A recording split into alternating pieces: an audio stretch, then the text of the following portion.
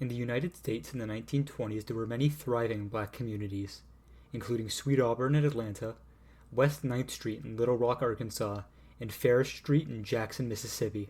Perhaps the most prominent of these communities, however, was the Greenwood District in Tulsa, Oklahoma. And despite the fact that many people have never heard of this community, it served as the battleground for one of the most influential moments in the racial history of America since the Civil War. As black businesses became more common in Greenwood in the early 1900s, other black people across America began to flood to this area after becoming tired of dealing with white racists who often wouldn't serve them or sell to them. In this area, there were black doctors, lawyers, business owners, entrepreneurs, inventors, and more. They owned all of the businesses in the area and they made a good fortune. This all happened within an area of roughly 40 square blocks. These businesses were owned by black people, served black people, and hired black people. In 1890, the city of Tulsa had a population of roughly 1,000 people. By 1910, that number had jumped to roughly 18,100 people, and by 1920, the number had jumped to roughly 72,000 people. Much of this growth came from black people from across America moving to the Greenwood District. It was a racial safe haven, but unfortunately, it wouldn't stay that way. Tulsa has always been a city with significant racial tension, and many white people took issue with the growing black population of the Greenwood District. This led to locals in the Greenwood District being occasionally harassed or attacked by white people, but overall, it's about the same as it was for the rest of America. That all changed on Memorial Day, 1921. On Memorial Day in 1921, a 19-year-old shoe shiner named Dick Rowland entered a local apartment building near where he worked. He went to this building to use the restroom, because Jim Crow laws were still in effect across America, and as such, this was the nearest colored bathroom. A clerk who worked in the building heard a woman scream, and then saw a young black man running from the building. The woman who screamed was a 17-year-old elevator repair worker named Sarah Page. The clerk who heard her screaming went upstairs and found Page, who seemed very shaken up. Fearing that she had been sexually assaulted, he called the police.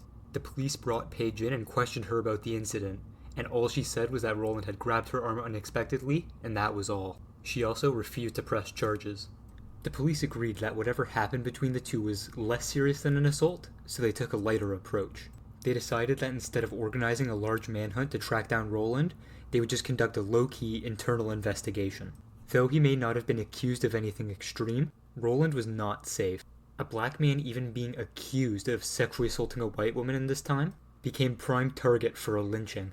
Because of this, he decided to stay at his mother's house in the Greenwood District until the controversy blew over. The morning after the elevator debacle, Rowland was found walking down Greenwood Avenue in the Greenwood District and was quickly arrested. He was originally taken to the Tulsa City Jail, but that didn't last long. At 3 in the afternoon, the Tulsa Tribune, a white-owned and edited paper, was the first to break the story. Their front page article was titled something that I can't repeat because I'm pretty sure that I would be demonetized for it, but I'll post it on the screen for you to take a look at. Along with the racist and inaccurate headline, the article itself was clearly biased throughout and contained many lies and inaccuracies. An excerpt from the newspaper article says, "A few minutes later, he entered the elevator," she claimed, and attacked her, scratching her hands and face and tearing her clothes. Her screams brought a clerk from Renberg's store to her assistance, and the word I won't repeat because I don't want to get demonetized, fled. He was captured and identified this morning both by the girl and clerk, police say. The thing is, that's mostly just lies. Page said that he grabbed her arm unexpectedly, and that is it. And the most prominent theory to this day is that Rowland just tripped and grabbed her arm for support. The newspaper had mentioned that Rowland was taken to the Tulsa City Jail, and the jail, as well as the police commissioner himself, received calls demanding that Rowland be handed over. They decided to move Rowland to the small jail above the courthouse, where he would be safer. It was at this courthouse that the riots began. By 7:30, a mob of several hundred white residents had formed around the courthouse and they were ready to lynch Rowland. The new sheriff, Willard McCullough, or however it is you pronounce that, I'm sorry, I have no idea, was afraid that Rowland being lynched would reflect poorly on his reputation as a leader, and as such, he took extreme precautions to ensure that Rowland would not be harmed. The sheriff put 6 armed men on the roof to stop intruders, had multiple of his men circle Rowland to make sure no one would reach him. He had the building elevators shut off, and had all of the stairs barricaded by his men. If any unauthorized persons tried to come up the stairs, the guards were ordered to shoot on sight. At roughly 8:20, A group of armed men forced their way into the courthouse and attempted to take Roland. Thankfully, the sheriff was able to talk them down and they walked out of the courthouse without anyone being hurt. Unfortunately, this is pretty much where the good news ends. During the ongoing standoff at the courthouse, high-ranking members of the black community met at a hotel a few blocks away to discuss the best course of action. They agreed that Roland was at an immediate risk of lynching, but they had trouble agreeing on tactics. The younger men had recently come home from World War I and were ready to take up arms and march into battle. The older folks were afraid that an all-out battle would lead to widespread destruction in the community. At about 9:30, 50 to 60 black men arrived at the courthouse armed with rifles and shotguns, prepared to protect Roland. This led to a sort of snowball effect. The black men went to protect Roland. Then the white men thought the black men were there to attack, so the white men took up arms and started fighting. So the black men fought back. So the white men went, "Look, see, they're dangerous," and then it kind of just went on from there.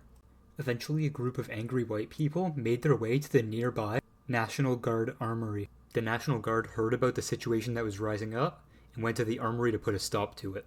They quickly got some troops down to the armory and made it clear that anyone who attempts to make their way in would be killed on sight without asking twice. This proved that violence may not be the answer, but threats of violence might be, and the angry mob quickly left the area. The crowd, or more accurately described as an angry mob, at the courthouse continued to grow during this time, quickly growing to a total of 2,000 people. Shortly after 10 p.m., a group of armed black men went to the courthouse and offered their support to the sheriff. Not wanting to scare the white rioters into further violence, the sheriff rejected their help. As the men were leaving the courthouse, a white man attempted to disarm one of them, who happened to be a World War I veteran.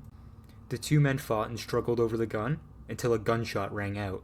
According to the sheriff, this was the point of no return. After the gunshot rang out, the white and black men got into a shootout, which ended with 12 deaths. 10 white people had died, as well as 2 black people. After this, the black people who had offered their support to the sheriff attempted to go back to Greenwood Avenue, resulting in a rolling shootout with white rioters. The white rioters pushed the black people back towards Greenwood, periodically taking breaks to loot stores for ammo and guns along the way. While moving towards Greenwood, the groups passed a movie theater that was letting out after a show. The white protesters began shooting into the mostly black crowd that had let out, killing multiple black people. In the confusion, they also killed a white man. The National Guard then began deploying troops around the city, not to help the black people, but to protect the districts that were surrounding Greenwood. Black people, mostly men, both armed and unarmed, were taken by the police over to the convention center until the riots died down. Many of the wealthy white families in Tulsa had black people working for them as cleaners and cooks.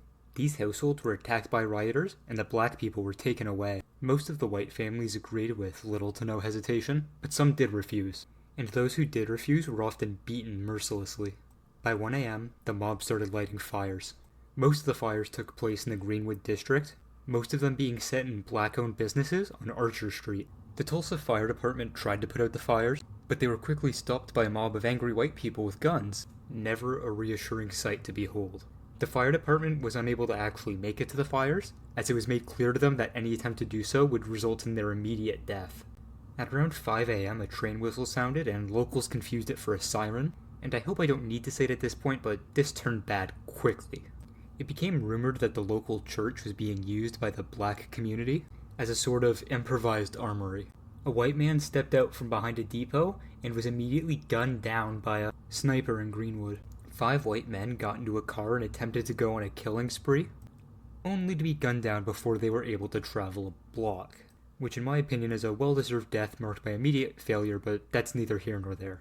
The riots continued to escalate to the point where white rioters had planes circling the city, with one eyewitness claiming that a dozen or more planes were circling the city and dropping burning balls of turpentine. Some of the other planes had white protesters armed with rifles shooting at the crowds of black people down below. On June 1st, over 100 National Guard troops arrived at Tulsa by train at 9:15 a.m., and at 11:49, they declared martial law. By noon, almost all fighting had been stopped. The exact number of deaths in the riot are difficult to calculate, with the original report stating that 10 white people had died, along with 26 black people. This is now accepted to be wildly inaccurate, with the Tulsa Historical Society now claiming that as many as 300 people in total may have died in the riots. Property loss claims total at $1.8 million, which adjusted for inflation is worth $31.58 million as of the time of writing. It's important to note that most of this damage was caused to black businesses. There was also an estimated 8 to 10,000 people left homeless, nearly 1,500 homes were burned or looted, and nearly 6,000 people, mostly black men, were locked up in internment camps. Most of these people also hadn't done anything wrong. They were simply trying to defend their homes from rioters. In fact, many of them had done nothing at all. In 2021, 100 years after the riot shook the city of Tulsa, a 107-year-old woman named Viola Fletcher testified at Capitol Hill about her experience. During her testimony, she stated that, "I will never forget the violence of the white mob when we left our home. I still see black men being shot, black bodies lying in the street. I still smell smoke and see fire. I still see black businesses being burned. I still hear airplanes flying overhead. I hear the screams. I have lived throughout the massacre every day. Our country may forget this history, but I cannot." She also wrote a book called Don't Let Them Bury My Story about her experience in the massacre, and I highly recommend the book for anyone who's interested in the topic. During that same hearing, Van Ellis, a World War II veteran and survivor of the massacre, stated that, "We were made to feel that our struggle was unworthy of justice, that we were less than the whites, that we aren't fully Americans," testified Van Ellis, who was a World War II veteran and wore a U.S. Army hat at the hearing. "We were shown that in the United States, not all men were equal under the law. We were shown that when black voices called out for justice, no one cared." Today, some Republicans are trying to downplay the factor that race played in these riots, with Oklahoma Republican and proud racist Ryan Walters claiming in 2021 that teachers could discuss the riots, but that teachers should not say that skin color determined it. The image shown here is of a postcard that you could buy in Tulsa following the riots, with the caption, "Charred, please don't demonetize me YouTube, killed in Tulsa riot." That's right, a postcard. Overall, the Tulsa riots is a dark chapter in the American history book, and serve as a reminder of the racial inequality in the justice system that still exists to this day. Now, I know this video is kind of dark, which is kind of the point of the whole channel, but I do want to end by pointing out just a bit of good news. It is widely accepted that Dick Rowland escaped the city during the riots. However, it is not known exactly what happened to him or where he ended up afterwards. Many reports say that the sheriff escorted him to Kansas City, and some people believe he returned to Tulsa in the fall. That last bit, however, is not confirmed, and some historians believe he died in Oregon in the 60s from a wharf explosion. But nonetheless, he did escape, and he did survive.